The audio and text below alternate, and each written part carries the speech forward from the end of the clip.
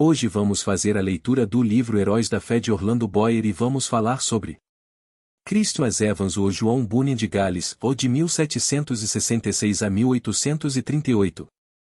Seus pais deram-lhe o nome de Christmas porque nasceu no dia de Christmas, ou Natal, em 1766.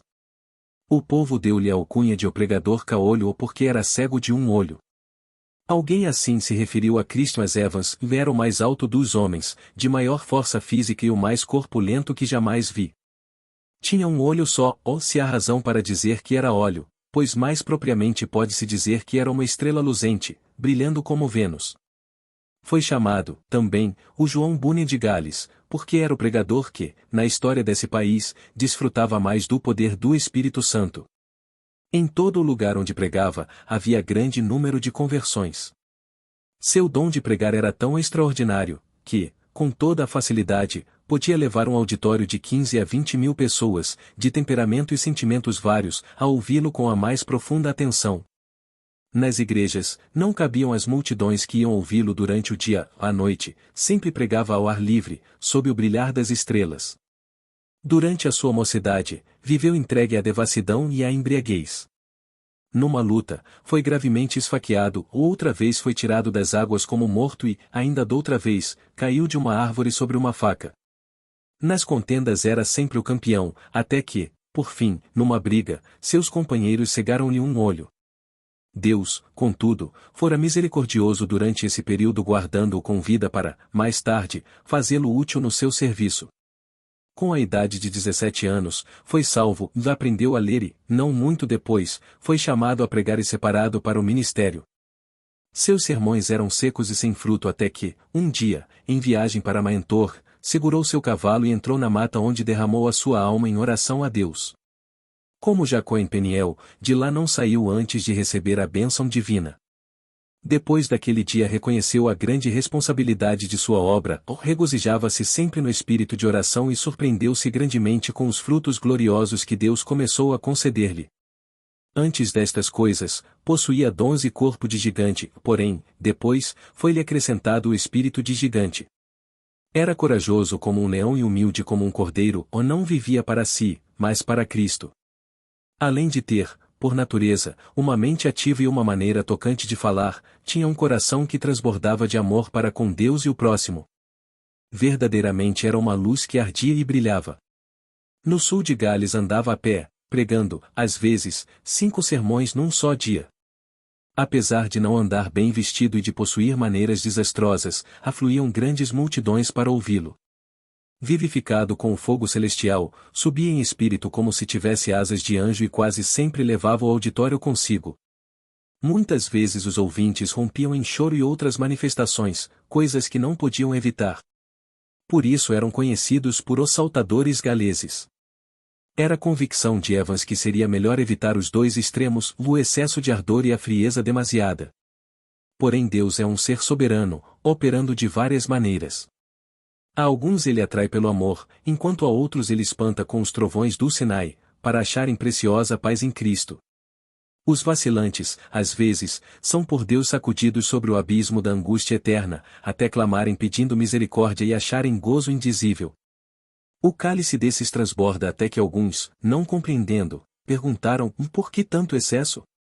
Acerca da censura que faziam dos cultos, Evans escreveu, admiro-me de que o gênio mau, chamando-se o anjo da ordem, queira experimentar tornar tudo, na adoração a Deus, em coisa tão seca como o Monte Gilboa.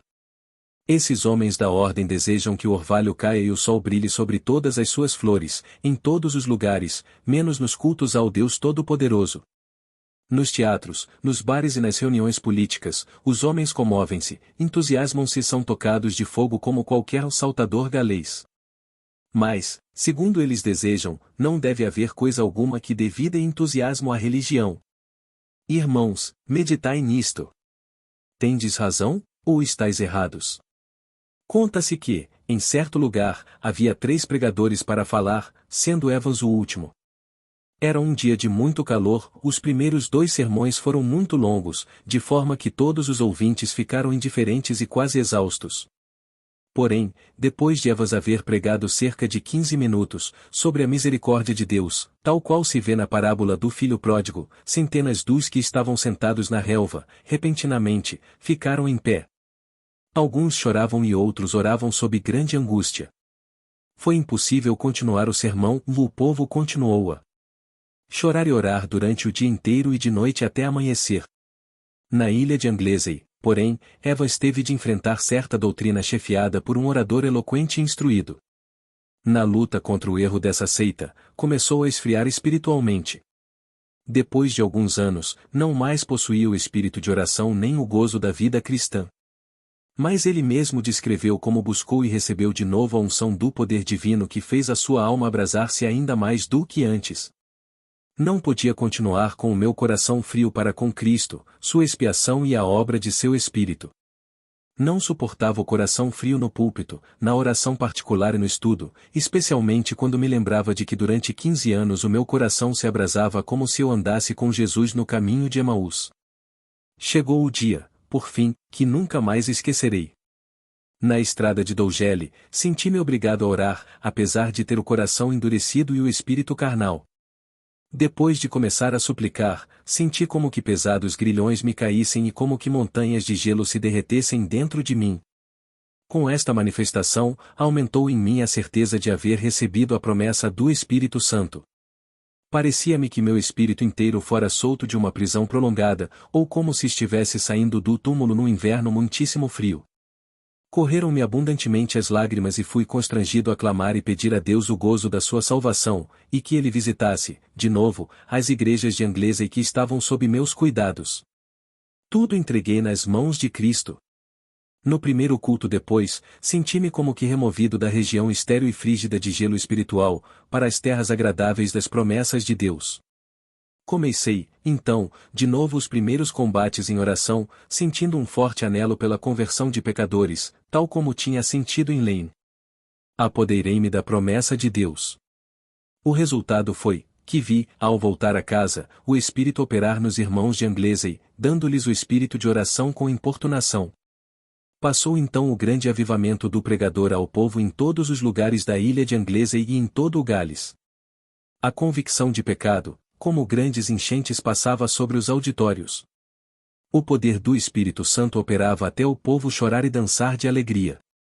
Um dos que assistiram ao seu famoso sermão sobre o endemoninhado gadareno, conta como Evans retratou tão fielmente a cena do livramento do pobre endemoninhado, a admiração do povo ao vê-lo liberto, o gozo da esposa e dos filhos quando voltou a casa, curado, que o auditório rompeu em grande riso e choro.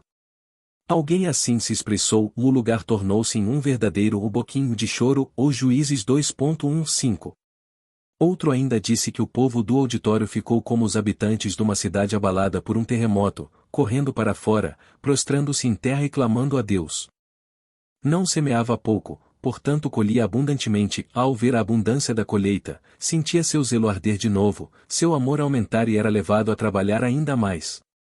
A sua firme convicção era de que nem a melhor pessoa pode salvar-se sem a operação do Espírito Santo e nem o coração mais rebelde pode resistir ao poder do mesmo Espírito. Evans sempre tinha um alvo quando lutava em oração, firmava-se nas promessas de Deus, suplicando com tanta importunação como quem não podia desistir antes de receber. Dizia que a parte mais gloriosa do ministério do pregador era o fato de agradecer a Deus pela operação do Espírito Santo na conversão dos pecadores. Como vigia fiel, não podia pensar em dormir enquanto a cidade se incendiava.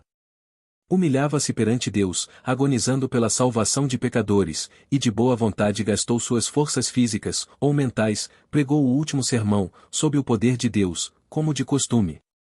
Ao findar disse: "Este é meu último sermão." Os irmãos entenderam que se referira ao último sermão naquele lugar. Caiu doente, porém, na mesma noite. Na hora da sua morte, 3 dias depois, dirigiu-se ao pastor, seu hospedeiro, com estas palavras: "O meu gozo e consolação é que, depois de me ocupar na obra do santuário durante 53 anos, nunca me faltou sangue na bacia." Prega Cristo ao povo. Então, depois de cantar um hino, disse: "Adeus. Adeus", e faleceu. A morte de Christmas Evans foi um dos eventos mais solenes em toda a história do Principado de Gales. Houve choro e pranto no país inteiro. O fogo do Espírito Santo fez os sermões deste servo de Deus abrasar de tal forma os corações, que o povo da sua geração não podia ouvir pronunciar o nome de Christmas Evans sem ter uma lembrança vivida do filho de Maria na manjedoura de Belém, ou do seu batismo no Jordão, ou do jardim do Getsemane, ou do tribunal de Pilatos, ou da coroa de Pinhos, ou do Monte Calvário, ou do Filho de Deus imolado no altar, e do fogo santo que consumia todos os holocaustos, desde os dias de Abel até o dia memorável em que esse fogo foi apagado pelo sangue do Cordeiro de Deus.